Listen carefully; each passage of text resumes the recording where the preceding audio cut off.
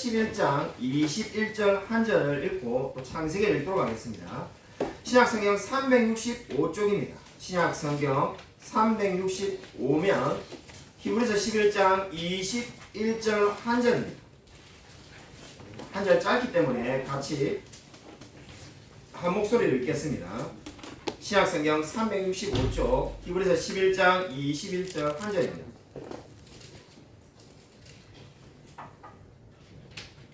다 찾으신 여러분 같이 한 목소리 읽겠습니다. 시작. 믿음으로 야곱은 죽을 때 요셉의 각 아들에게 축복하고 그 지팡이 머리에 의지하여 경배하였으며. 아멘. 성경 말씀 한 구절 더 찾겠습니다. 창세기 48장 12절이 되겠습니다. 창세기 구약성경 제일 앞에 있는 창세기 48장 12절입니다. 구약성경 77쪽에 있습니다. 구약성경 77쪽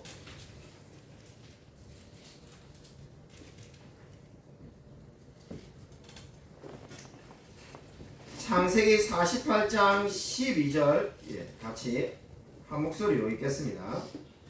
12, 13, 14절을 그냥 같이 읽겠습니다. 그래서 나중에 소개 때 찾지 않겠습니다.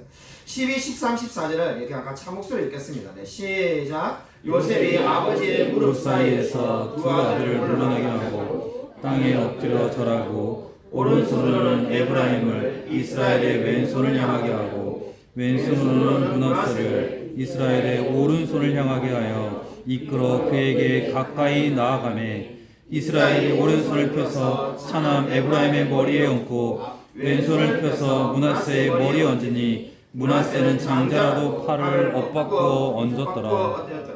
아멘. 오늘 성경 보면 믿음의 사람 야곱이 되겠습니다. 우리 이번에서 11장 21절을 보면은 믿음의 사람 야곱에 대해서 말씀을 하고 있습니다. 믿음으로 야곱은 죽을 때 요셉의 각 아들에게 축복하고 그 지팡이 머리에 의지하여 경배하였으며 이렇게 말씀을 하고 있습니다. 야곱의 믿음을 지금 설명하는 말씀에서 요셉의 각 아들에게 축복을 하였다라고 성경은 말씀을 하고 있습니다. 우리가 이 말씀을 읽으면 먼저 드는 생각은 왜 야곱은 요셉에게 직접 축복을 하지 않고 요셉의 아들에게 축복을 했을까? 이런 생각을 한번 해보게 됩니다. 그렇지 않습니까? 야곱에게 12아들이 있는데 그럼 12아들에게 다 복을 축복을 한다면은 요셉이 11번째 아들이니까 요셉에게도 축복을 하면 될 것 같은데 요셉에게 축복을 하는 것이 아니라 요셉의 아들들에게 지금 축복을 하고 있다고 성경 말씀하고 있습니다.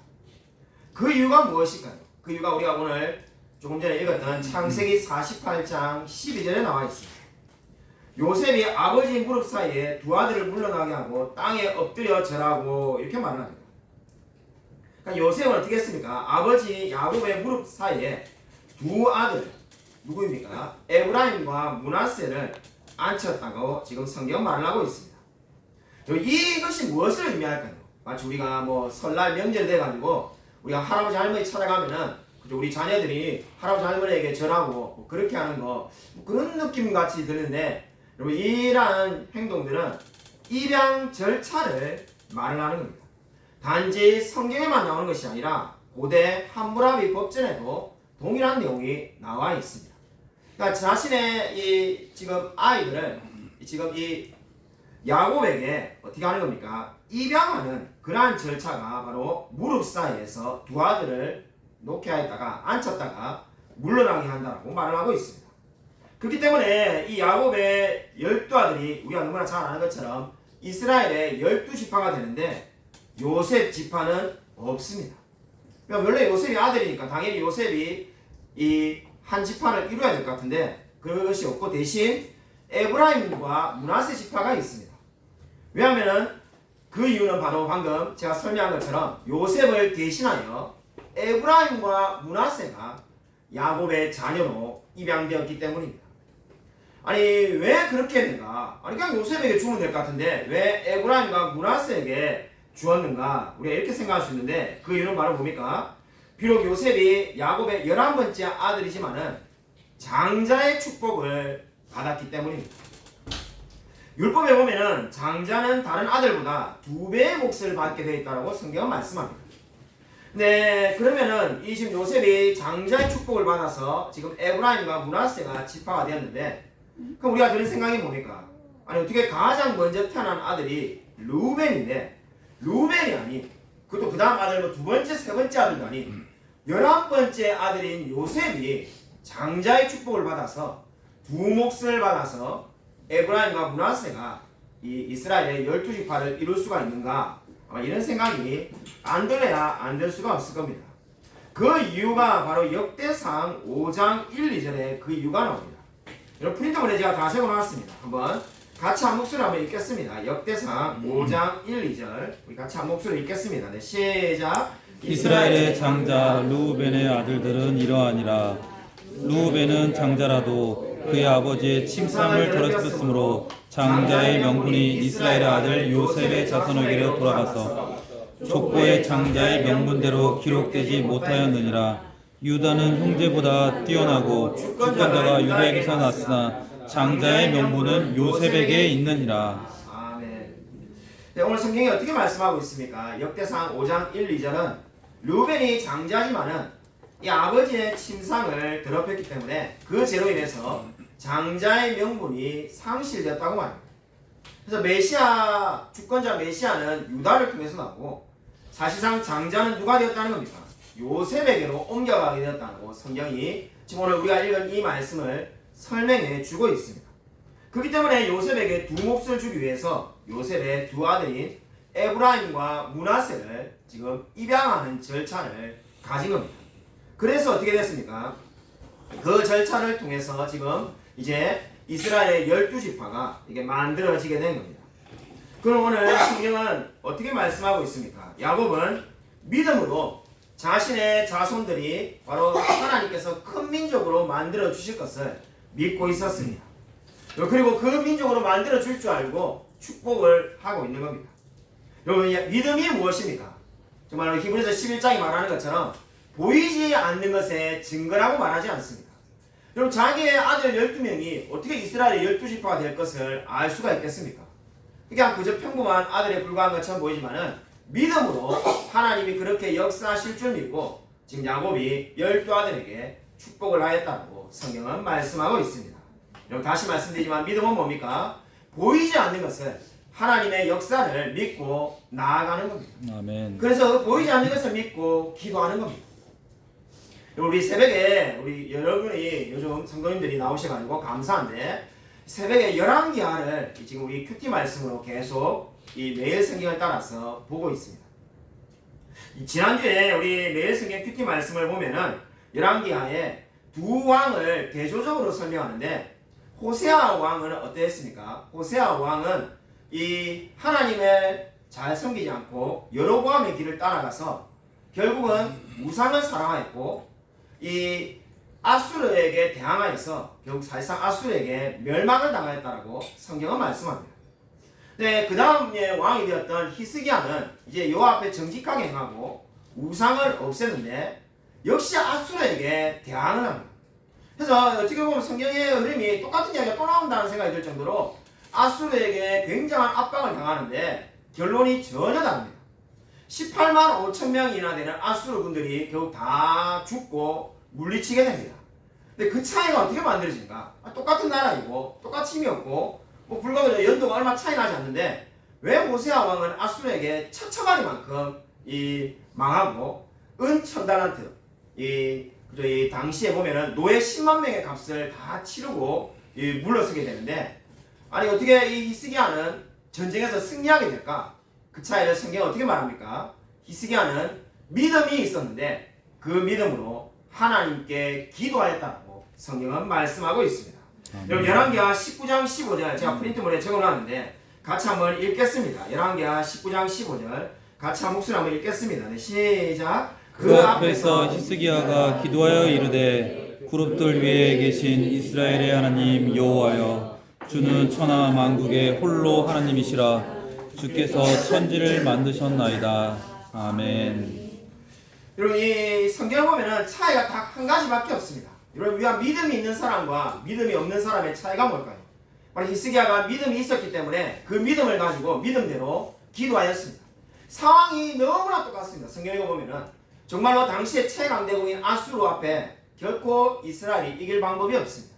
호세아는 그냥 자기가 생각한 그 전략대로 그러면은 애굽의 힘을 빌리면 되겠지. 그냥 친애굽 정책을 하다가 처절하게 망합니다. 히스기야는 달랐는데 믿음을 가지고 하나님께 기도하였습니다. 기도한 결과가 열왕기하 19장 35절에 나오는 것처럼 하나님께서 18만 5천 명의 아수르군을 송장으로 만들었다고 성경은 말씀합니다. 여러분 이 이야기가 무엇을 보여줍니까? 저와 여러분이 믿음이 있다는 증거가 어디 있습니까? 내가 정말 믿음이 있는 사람인가? 가끔씩 우리 스스로도 의문을 가지죠. 나는 정말 믿음이 있을까? 아니 믿음이 없는 건가? 여러분 믿음이 있다는 증거가 바로 어디에 나타납니까? 믿음이 있으면은 그 사람이 기도하게끔 되어 있습니다. 아멘. 그것이 바로 히스기야가 그 예를 보여주고 있습니다. 저와 여러분이 정말 믿음이 있다는 것이 무엇입니까? 저와 여러분이 믿음이 있다면은 새벽에 나와서 기도하고 금요기도회 때 나와서 기도하고 또는 주일 이렇게 예배에 나와서 기도하게 될 겁니다. 왜냐하면은 믿음은 저와 여러분으로 하여금 하나님을 의지하게 만들기 때문입니다. 아멘. 그리고 마찬가지로 그렇기 때문에 야곱은 믿음으로 12아들에게 12지파를 이루어 달라고 기도하였습니다. 그리고 실제로 그대로 12지파가 되었습니다. 이 믿음이 무엇입니까? 보지 못하는 것을 정말 하나님께 기도함으로써 하나님의 역사를 기대하는 겁니다. 여러분 믿음을 가지고 믿음을 사용하시기 바랍니다.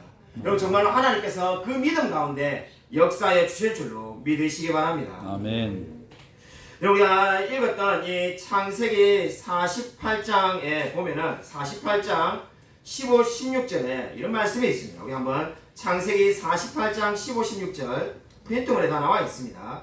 같이 한번 읽겠습니다. 네, 시작. 그가 요셉을 위하여 축복하여 이르되 내 조부 아브라함과 아버지 이삭이 섬기던 하나님, 나의 출생으로부터 지금까지 나를 기르신 하나님, 나를 모든 환난에서 건지신 여호와의 사자께서 이 아이들에게 복을 주시오며 이들로 내 이름과 내 조상 아브라함과 이삭의 이름으로 칭하게 하시오며 이들이 세상에서 번식되게 하시기를 원하나이다. 오늘 이 말씀을 보시면은 지금 창세기 48장은 야곱의 이 믿음이 있는데 그 믿음이 어떻게 해서 이루어졌다고 말합니까? 하나님을 섬기는 세 가지 방식을 가지고 있었다라고 성경은 말씀하고 있습니다. 첫 번째 야곱이 하나님을 섬기는 방식은 아브라함과 이삭에 섬기던 하나님 이렇게 말합니다. 이 말이 무슨 말입니까? 하나님께서는 아브라함과 이삭에게 바로 자기의 조상들에게 약속을 주시고 그 약속을 그대로 이루시며 함께 하셨던 분이라고 고백을 합니다. 그러니까 그 하나님께서 나에게도 함께 동일하게 역사해달라고 기도하는 겁니다. 그뿐만 아니라 나의 출생으로부터 나를 기르신 하나님이라고 고백을 하고 있습니다. 기르시는 분이라는 것은 목자가 양을 치듯이 기른다는 의미가 되겠습니다. 이런 목자가 양을 얼마나 잘 돌보려고 하겠습니까? 그죠? 양을 간절하게 돌보지 않겠습니까? 그렇게 지금 하나님께서 야곱을 돌봐 주셨다는 의미가 되겠습니다.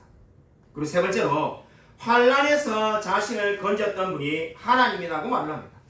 이 세 가지 방식으로 하나님께서 자기에게 역사하셨고 그것이 지금 바로 뭡니까? 야곱의 믿음이었다고 성경은 말씀하고 있습니다.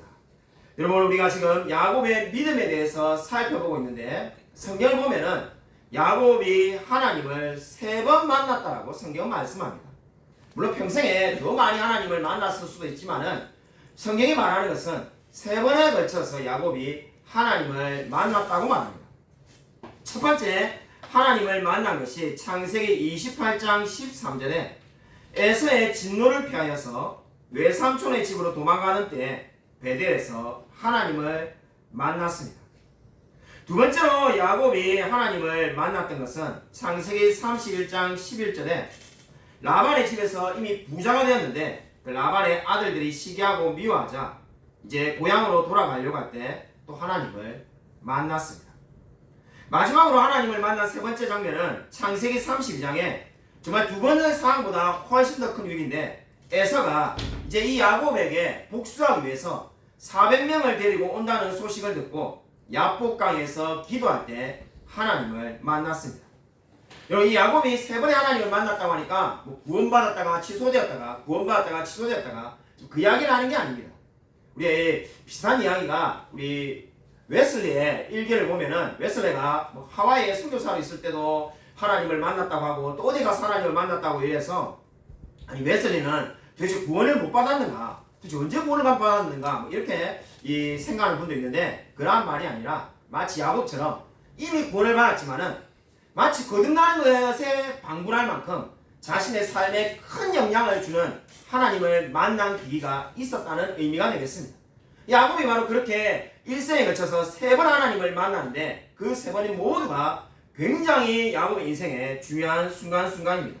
근데 그때마다 야곱이 어떻게 됐습니까? 하나님을 만나고 야곱의 믿음이 크게 증진하였다는 것을 우리가 성경을 통해서 알 수가 있습니다. 그러므로 우리가 오늘 우리에게 이 말씀을 어떻게 적용할 수 있겠습니까? 우리가 이미 구원받은 자이지만은 우리의 믿음이 더 크게 자라고 더 하나님을 신뢰하기 위해서는 또다시 하나님을 만나야만 합니다. 나 이미 하나님 만나서 하나님 믿고 있는데 내가 왜 하나님을 또 만나야 되지? 그 이유는 바로 야곱과 마찬가지입니다. 구원을 못 받아서 하나님을 또 만나는 것이 아니라 우리가 더 큰 믿음을 가지기 위해서 더 하나님의 역사를 신뢰하고 더 하나님께 나아가기 위해서 하나님을 다시 만나야 된다고 성경은 분명히 말씀하고 있습니다. 여러분, 저와 여러분 계속해서 하나님을 찾고 만나고 있습니다. 우리 집에 우리 예인이 레미가 그런 말을 최근에 했는데 우리 집에 자기 빼고 전부 다 이제 돈을 벌구나 이런 말을 한 적이 있습니다. 그래서 우리 첫째 딸 예인이가 이제 아르바이트를 해가지고 녹음을 하고 있으니까 이 업체를 홍보할 마음은 없기 때문에 이 지구에 있는 한 가게에서 아르바이트를 하였습니다. 아르바이트를 해가지고 이제 얼마 전에 이 한 달치 이제 월급을 받아가지고 월급이 해봐야 한 70만 원 이래 받았는데 받고 나니까는 우리 제 아내가 제게 이 11조라고 말을 해라 이러길래 제가 그 이야기를 내한테 할 게 아니라 애한테 해야지. 그 돈을 제가 받은 것도 아닌데 그래도 돈을 뭐 그렇게 하는 부모도 있다는데 70만 원 제가 다 받았으면은 제가 11조를 내는 게 맞는데 저는 돈 한 푼도 받은 게 없는데 오히려 빚을 지고 있습니다. 네가 버는 만큼 첫 달은 내가 돈을 주겠다 해가지고 지금 제가 지금 돈 아직 못 주고 있는데 그래서 지금 오히려 지금 제가 빚만 70만 있습니다. 지금 돈 달라고 막 그러는데 그래서 제가 약속을 했기 때문에 네가 아르바이트를 하고 버는 만큼 첫 달은 내가 그만큼 주겠다 해가지고 제가 빚이 오히려 70만 있는데 11조 왜 내보고 내라냐 아에게 말을 해라니까는 우리 박재영 사모가 이제 예인이에게 이게 11조를 해라고 그렇게 말을 했어요. 그러니까는 왜 해야 되냐니까는 하나님이 이 세상을 다 만드시고 하나님이 우리에게 다 좋은 걸 주시고 막 이렇게 이제 교리 강의가 시작했어요. 하나님이 다 너한테 이렇게 주신 거다. 이 세상 모든 게 다 하나님 거다. 이제 이렇게 막 설명하기 시작했습니다. 그러니까 예인이가 하는 말이 그 하나님이 세상 모든 걸 다 가지고 계신데 왜 벼룩의 간을 빼앗아 가려고 한다. 자기는 고작 이게 다 안 돼. 그래서 특히 이 70만 원 중에 45만 원은 자기 통장에 저금을 하고 25만 원만 쓰고 있는데 아니 거기서 또 11조를 내고 나면은 남는 돈이 뭐가 있냐. 그렇게 해서 11조를 아마 아직 하지 않았을 겁니다. 아직 안 하는 것 같은데 그래서 개인적으로 제가 오늘 감사한금은 제가 이렇게 했는데 감사한금을 쓰면서도 솔직히 그런 생각이 한번 들었습니다. 내가 왜 감사할까? 이게 우리 애인이가 감사해야 되는데 그래서 이게 쓸까 말까 망설이다가 그래도 감사한 일이지 이래가지고 제가 감사한금을 했는데 제가 오늘 이번에 우리 그런 이 사건을 다 겪어보면서 정말 우리 성도님들이 뭐 11조를 내는 분은 말할 것도 없고 그죠? 이 주일날 10,000원이든 20,000원이든 헌금을 하는 게 정말 믿음이 없이 할 수 없는 거구나 이런 생각하게 되었습니다. 아니 이게 내가 벌었는데 왜 이거 내가 벌어가지고 이걸 하나님께 내야 되지? 내가 고생했는데 그죠? 그런 생각이 안 들 수가 없겠죠. 마치 우리가 금요기대 엊그제 우리 말씀으로 생각하면은 룻이 이삭 죽기를 하러 가는데 그죠? 이삭은 내가 주었는데 내가 막 고생하고 이삭을 주었는데 왜 하나님께 감사해야 되냐? 이런 말 성경에 없습니다. 그렇게 말하지 않지 않습니다. 자기가 고생해서 다 이삭을 주었지만은 하나님께서 배려하시고 하나님께서 예비하시고 준비하셨다라고 고백하는 것처럼 우리가 인생이 마찬가지입니다.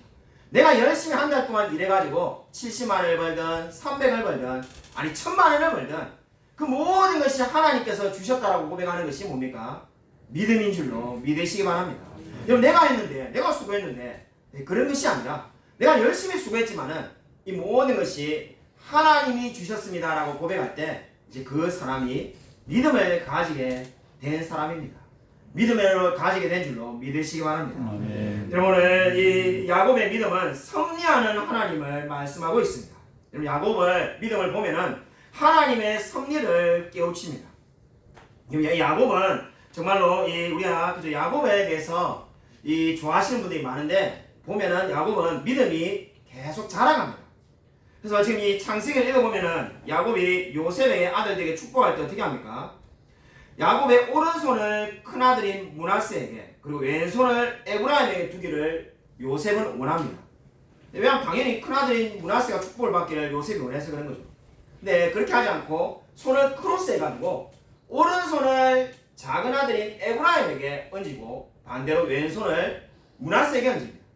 그러자 요셉이 어떻게 합니까? 그렇게 하지 마옵소서라고 간절하게 외칩니다. 그때 야곱이 창세기 48장 19절을 보면 이렇게 말씀합니다. 여러분 우리 같이 한번 읽겠습니다. 프린트물에 다 나와 있습니다. 창세기 48장 19절 같이 읽겠습니다. 네, 시작. 나도 안다 내 아들아 나도 안다. 그도 한 족속이 되며 그도 크게 되려니와 그의 아우가 그보다 큰 자가 되고 그의 자손이 여러 민족을 이루리라 하고. 아멘. 여러분 이 야곱이 나도 안다는 말을 두 번에 걸쳐서 반복하고 있습니다. 여기서 안다는 말이 뭡니까? 하나님의 섭리를 안다는 의미가 되겠습니다. 여러분 이 야곱은 동일한 상황을 이미 겪은 적이 있습니다. 우리가 너무나 잘 아는 것처럼 이삭이 어떻게 하려 했습니까? 에서에게 축복하려고 했는데 결국 야곱에게 축복을 하게 되었습니다. 그러다 이삭이 우리가 그저 지지난주에 제가 말씀을 드린 것처럼 이게 하나님의 섭리구라는 것을 나중에 크게 깨달으며 심히 두려워했다라고 성경에 말씀되어 있습니다. 근데 야곱은 지금 나도 안다 이 말이 뭡니까? 요셉이 네가 무슨 의도로 그 말을 하는지 다 안다는 겁니다. 그러나 그렇게 하지 않겠다는 거죠. 왜냐? 하나님의 섭리는 다른 곳에 있음을 안다는 겁니다. 하나님의 뜻이 에브라임에 있는 것을 알기 때문에 자기는 이제 크로스에서 그렇게 축복을 하겠다는 겁니다. 그리고 실제로 에브라임이 북이스라엘에서 가장 큰 땅을 차지하게 됩니다. 여러분 이것이 무엇을 보여줍니까? 야곱은 아마 자기가 젊었을 때는 아버지를 잘 속였다 이렇게 생각했을 겁니다. 에서에게 원래 복이 가야 되는데 자기가 변장을 내가 너무 잘해가지고 엄마랑 그저 참 이게 이야기해가지고 내가 진짜 기가 막히게 아버지를 속여가지고 복을 받았다 아마 이렇게 생각했었는지도 모릅니다. 그러나 이제 어떻습니까? 이제 하나님의 섭리를 알고 그 섭리대로 지금 기도할 줄 아는 사람이 되었습니다. 여러분 이것이 무엇을 말합니까? 믿음은 자라가는 겁니다. 물론 그냥 아주 작은 믿음, 겨자씨만한 믿음이 있어도 그 사람은 천국에 갑니다. 근데 믿음이 거기서 끝나는 것이 아니라 계속 자라간다는 것을 야곱의 일생을 통해서 알 수가 있습니다. 그전에는 야곱이 하나님의 섭리에 대해서 민감하지 않았지만은 이제 하나님의 섭리를 믿고 이제 거꾸로 축복을 할 줄 아는 그러한 사람이 되었습니다. 저와 여러분도 마찬가지입니다.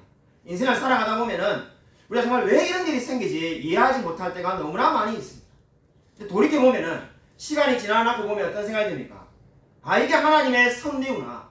이게 하나님의 역사구나. 이러한 생각을 가지게 됩니다.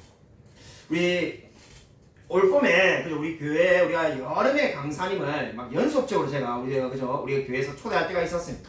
기억나시는지 모르겠지만은 이승구 교수님이라든지 뭐 이런 여름의 교수님들을 우리가 막 연속적으로 막 초대할 때가 있었는데 원래 제가 또 초청하고 싶은 또 다른 분이 있었습니다. 기훈실의 대표님을 제가 초대하고 싶어가지고 우리 중직자회 때 1번으로 초대하고 싶은 이름을 적어놨는데 그 전까지만 해도 예를 들면 뭐 이승구 교수님이나 우리 오셨던 송희 교수님이나 이야기하면 이름 다 말해야 되니까 기니까 하여튼 그런 분 오실 때만 해도 우리 중직자분들이 늘 그냥 뭐 목사님 초대하고 싶으면 하십시오 이렇게 하던 분이 갑자기 그날따라 전부 다 반대를 하는 거예요. 그래가지고 제가 굉장히 당해가지고 어쩔 수 없이 동의해서 초대하지 않았습니다. 그래서 그때는 마음에 솔직히 한편으로 서운함이 많았습니다. 기독교 윤리 실천 운동의 대표인데 사실 우리 교회 같은 경우에 모실 수 있는 분이 아닌데 제가 모실 수 있는 이유는 물론 지금 오랫동안 연락 안 했습니다만은 우리 제 스승님이기 때문에 아마 제가 부르면은 아마 당연히 올라오셨을 겁니다. 그럼 우리 이 조그마한 교회에 그렇게 대단한 분을 모실 수 있는데 우리 뭐 큰 돈을 달라하실 건 아니고 왜 이렇게 안 됐을까? 솔직히 이해가 잘 안 가더라고요. 그래서 제가 예산을 이미 다 쓴 것도 아니고 예산이 남아있는데 물론 뭐 우리 중직자분들의 말이 뭐 다 이렇게 틀렸다는 게 아니라 그게 나름대로 또 이유가 있었죠, 그죠? 그래서 너무 단기간에 많은 분이 오니까는 불만도 물론 맞는데 얼마든지 이렇게 한 번 예를 들어 더 찬성해주면 이분을 불렀으면 좋았을 건데 잘 이해를 하지 못하겠습니다. 지난주에 이게 하나님의 섭리구라는 것을 지난주에 6개월이 지나서 지난주에 깨달았습니다. 지난주에 우리 수원노예 목사님들 카톡방에 난리가 났는데 기윤실에 대해서 성토하는 이야기가 끊임없이 올라왔습니다. 그래서 무슨 이야기가 봤더만은 기윤실에서 성명을 발표했는데 10월 27일 날 여러분이 잘 아는 것처럼 한국교회가 지금 모이는데 거기에 대해서 반대하는 성명서를 발표했습니다. 기독교 윤리실천운동인데 교회가 200만이 모이겠다는데 기윤실은 반대한다는 겁니다. 그 이유가 뭐냐? 기윤실은 차별금지법을 찬성한다는 거죠. 동성애 이런 거는 다 대세기 때문에 허용해야 되는데 왜 한국교회가 아직 고집을 피우느냐 해서 본인들은 이 차별금지법에 반대 입장이니까 그 모이는 것 자체도 반대다 이런 입장을 보게 되었습니다. 보고 제가 떠올랐던 것이 이게 정말 주님이 그때 그렇게 역사하신 거구나. 이게 정말 세상에 우연이 없구나 하는 것을 제가 지난주에 감사했습니다. 만약에 그때 우리 중직자분이 반대하지 않았으면은 아마 우리 기윤실 대표님은 벌써 이게 왔을 겁니다.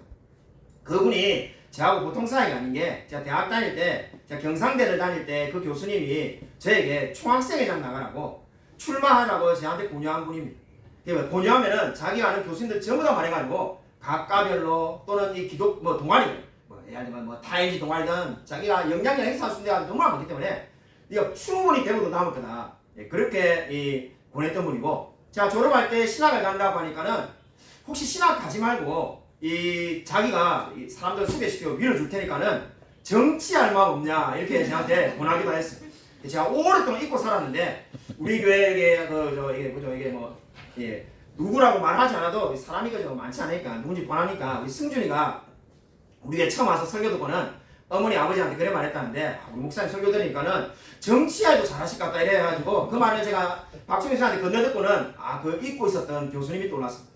그렇게 말했던 사람이 이미 20년 전에 있었는데 그분이 제게 정치라고 말해서 제가 그때 너무 고마워가지고 저는 신학을 가겠습니다만은 제가 꼭 결혼할 때 주례를 교수님께 부탁하겠습니다 이랬는데 전도사가 되고 보니까는 제가 그 남서울 평촌에 우리 김태호 목사님이 주례하셨는데 그 당시 부교육자들이 담임 목사님이 주례를 해야지 이래가지고 주례했을 정도로 사실 그분에게 주례를 부탁할까 하는 생각을 했을 정도로 굉장히 가까운 사람이었습니다.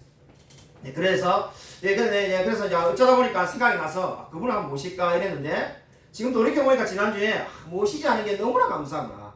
저하고 정반대 입장인데 모셨으면 지금쯤 제가 지난주에 아마 탄식을 했을 것 같습니다. 목양씨에 앉아가지고 내가 왜 불렀을까? 아마 제가 제 머리를 한번 때리지 않았을까? 그런 생각이 들더라고요. 바보같이 좀 알아보고 불렀어야 되는데 그분이 이렇게 변한 줄 몰랐는데 아마 이랬을 것 같습니다. 제가 그래서 지난주에 감사했던 게 세상에 우연은 아무것도 없다는 것을 다시 한번 깨닫게 됐습니다. 하나님이 사람의 마음을 주관하게 주셔가지고 하나님이 그렇게 역사하시는 거죠. 여러분도 마찬가지입니다. 우리가 인생을 살아가다 보면은 왜 이런 일이 생기는지 이해가지 않을 때가 있을 겁니다. 그러나 그걸 시간이 지나고 나면은 그 모든 것이 하나님의 섭리였음을 여러분이 알게 될 줄로 믿으시기 바랍니다. 그리고 세상에 우연은 아무것도 없습니다. 오늘 야곱의 믿음으로 네 번째 마지막으로 야곱은 천국을 바라보는 믿음을 가지고 있었습니다. 히브리서 오늘 우리가 읽은 11장 21절을 보면은 야곱에 대해서 어떻게 말합니까? 그 지팡이 머리에 의지하여 경배하였으며 이렇게 말합니다. 네, 여러분 이 말씀은 창세기 47장 31절을 인용한 말씀입니다. 창세기 47장 31절 제가 프린트본에 가지고 나왔습니다. 같이 한 목소리 한번 읽겠습니다. 창세기 47장 31절 읽겠습니다. 네, 시작. 야곱이 또 이르되 내게 맹세하라 하매 그가 맹세하니 이스라엘이 침상 머리에서 하나님께 경배하니라. 아멘.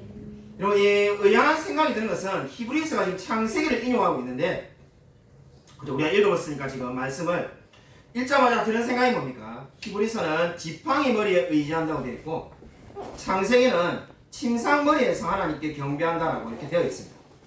그래서 우리가 성경 볼 때마다 가끔 이런 구절들이 있는데 이게 오류가 아닌가? 아니 어떻게 성경을 이렇게 영 다르게 썼는가? 아마 이런 생각이 아마 한 번쯤은 들었을 겁니다. 여러분 근데 그런 생각을 할 필요가 없는 이유가 이렇게 된 이유는 히브리서 저자가 인용한 성경은 70인역 성경이기 때문입니다. 70인역이 뭔지 우리 예전에 제가 우리 교회에서 강의할 때 이미 다 강의를 해드렸는데 70인역은 구약 성경이 원래 히브리어로 쓰여져 있는데 그 히브리어로 되어 있는 구약 성경을 당시에 이제 공용어가 되는 신약 시대에 공용어가 되어 있는 헬라어로 쓴 것, 헬라어로 번역한 것이 70인역이 되겠습니다. 그러니까 신약 시대에 많은 이방 사람들이 예수님을 믿게 되는데 히브리어를 몰라가지고 구약을 읽을 수가 없습니다. 그들을 위해서 헬라어 말로 된 이 구약 성경을 쓴 것이 70인역입니다. 원래 72명이 번역을 했는데 그냥 2명은 이렇게 잘라서 70인역이라고 우리가 흔히 부릅니다. 지금 이 히브리서가 지금 그렇게 지금 번역이 다른 것처럼 보이는 이유는 70인역을 이용했기 때문입니다. 70인역은 다르게 그렇게 해석을 한 거죠. 왜냐하면 늙어서 지금 의미하는 바가 뭡니까? 야곱이 늙어서 지팡이를 의지하만 하는데 그거를 70인역은 어떻게 해석한 겁니까? 침상머리를 의지할 수밖에 없다. 나이가 드니까 자꾸 누울 수밖에 없다는 식으로 지금 번역을 한 겁니다. 근데 야곱은 한마디로 지팡이를 의지할 나이, 일단 나이가 많은 노년이 됐지만은 하나님을 경배한 이유가 뭐라는 겁니까? 그 이유는 바로 히브리서 11장 9절부터 10절에 우리가 알 수가 있는데 역시 프린트본에 다 나와 있습니다. 같이 한 목소리 한번 읽겠습니다. 히브리서 11장 9절 10절 한 목소리 읽겠습니다. 시작. 믿음으로 그가 이방의 땅에 있는 것 같이 약속의 땅에 고려하여 동일한 약속을 유업으로 함께 받은 이삭이 야곱과 더불어 장막에 거하였으니 이는 그가 하나님이 계획하시고 지으실 터가 있는 성을 알았습니다. 아멘. 여러분 이 노년이 되었고 지팡이를 의지할 나이가 되었지만은 하나님을 경배한 이유가 뭐라는 겁니까? 한마디로 말해서 하나님께서 계획하시고 지으실 터가 있는 성, 그게 바로 뭡니까? 천국입니다. 천국을 지금 바라보고 지금 소망을 가지고 하나님께 경배하였다고 성경은 분명히 말하고 있습니다. 그럼 오늘 야곱이 가졌던 믿음은 어떠한 믿음을 말하고 있습니까? 하나님의 약속을 믿었고 하나님의 섭리를 믿었으며 그리고 천국을 바라보는 믿음이었다고 성경은 분명히 말씀하고 있습니다. 오늘 말씀을 준비하면서 계속 떠오르는 한 사람이 있었습니다. 제가 중국 신천에 여러 번 갔는데 이 첫 번째, 두 번째 갈 때만 해도 지금같이 중국이 분위기가 안 좋은 것이 아니라 굉장히 분위기가 복음 전하기에 좋은 분위기였습니다. 그때 한국 분들이 한국에서 이게 건너온 일하러 오신 분 또는 주재원 여러 분들이 이렇게 같이 강의를 들으러 많이 와서 100명씩 이렇게 막 강의를 들었는데 그때 이 기억이 나는 한 분이 있습니다. 한 부부였는데 젊은 그 부부 중에는 이 강의를 끝나면은 강의가 보통 한 4시 반 아침에 9시에 시작해서 그렇게 끝나면은 그 여자 이 성도님이 이게 불이 났게 막 뛰어나가시더라고요. 그래서 어딜 가나 싶었는데 그 당시에 이제 이하평 목사님하고 우리가 이렇게 저녁 먹어야 되니까 우리 막 저녁을 이렇게 먹으러 가다 보니까 또 그분이 어디 아파트 단지에서 막 뛰어나가지고 또 이렇게 막 뛰어나가는 그래서 아니 아까 우리가 저기 강의 이제 하는 그 화교성 교회는 저쪽 편인데 멀리까지 왔는데 밥 먹으러 아니 여기서 또 아파트에서 막 뛰어나가겠네. 여기 사냐니까 자기 집도 아니라는 거예요. 그래서 뭐 하냐니까는 이 피아노를 가르치는데 그 피아노를 가르치기 위해서 하루에 여러 집을 막 뛰어다니는 거예요. 그래서 이게 이제 먹고 살기가 어려우니까 그렇게 사신다는 거예요. 그래서 왜 그러냐 하니까는 남편이 이제 주재원으로 왔는데 남편이 실직을 당해가지고 이 돈을 못 버니까 자기가 어떻게 하지 돈 벌려고 막 이 집 저 집 막 정신없이 뛰어가는 거예요. 한국에 돌아가면은 이제 더 이상 그런 규모의 대기업에 취업은 못할 것 같고 그러니까 한국에 돌아가기 싫고 중국에 있자니까 지금 실직 상태이고 돈은 없고 그러니까 막 아내분이 이제 막 그 피아노를 잘 치시니까 피아노 배울 사람들을 막 찾아다니면서 이 집 저 집 막 이렇게 돌아다니시죠. 그래서 강의 끝나면 막 정신없이 다니는 것을 보았습니다. 그러고 난 다음에 몇 달이 지났는데 그 당시에 우리 이게 장모님과 지금 계시지 않는 또 다른 한 분이 리더가 있었는데 그때 우리 그분이 그 여자 성도님이 우리 교회에 200만 원을 헌금하였어요. 제가 깜짝 놀래가지고 저를 평생에 2번밖에 안 봤는데 우리 교회에 200만 원 헌금했어요. 지금도 200만 원이 귀한 돈이지만은 그때는 교회가 재정이 훨씬 더 어려워가지고 정말로 큰 돈이었습니다. 정확하게 제가 우리 교회가 그 당시에 재정이 몇백만 있었는지 모르겠지만은 절대 1000만 원이 없었고 정확하게 모르겠지만 한 4,500만 원 있었을 겁니다. 근데 200을 그분이 헌금을 해서 깜짝 놀랐습니다. 그래서 제가 통화하면서 아니 본인도 어렵지 않냐니까는 하나님이 계속 그런 마음을 주시더라고요. 그래서 하나님이 두려워하지 말고 헌금을 하라 해가지고, 그래서 제가 헌금을 할 거면은 본인이 다니고 있는 그 당시 신천에서 두 번째로 큰 화교성교회 3,000명이 모이는, 아니 그 삼자교회 화교성교회 헌금하면 되지 않냐니까는 그런 마음 안 생기더라고요. 아니 그러면 매주 성경을 그 당시에 배우고 있던 이하평 목사님 교회 헌금을 하시니까는 그 마음도 안 생기더라고요. 아니 그러면 아니면은 또 다른 송모모 선교사님 계신데, 그 송모모 선교사님에게 뭐 배웠는데 그분은 왜 안 하시고 하니까는 자 코치코치 다 물어줘요. 그러니까 다 마음이 안 생기고 오로지 여기 김성실 목사님 교회 이 넘치는 교회 헌금해야 됐다는 마음이 계속 생기더라고요. 그래서 제가 그때 정말 이게 하나님이 모든 것을 역사하시고 난 것을 그때 알게 되었습니다. 정말로 이게 기도하면은 하나님이 그렇게 역사하시고 나는 것을 그때 깨닫게 되었습니다. 그 이후로 그분이 단 한 번도 제게 또 연락을 준 적이 없습니다. 지금 저 연락이 다 끊어진 상태인데 뭐 하신지도 모르고 그때 딱 그렇게 헌금하시고 그냥 이게 자기는 괜찮다고 말하면서 연락이 끊어졌습니다. 그래서 제가 그걸 보면서 정말 이 모든 것이 하나님의 계획함에 달려있구나 하는 것을 다시금 깨닫게 되었습니다. 여러분 오늘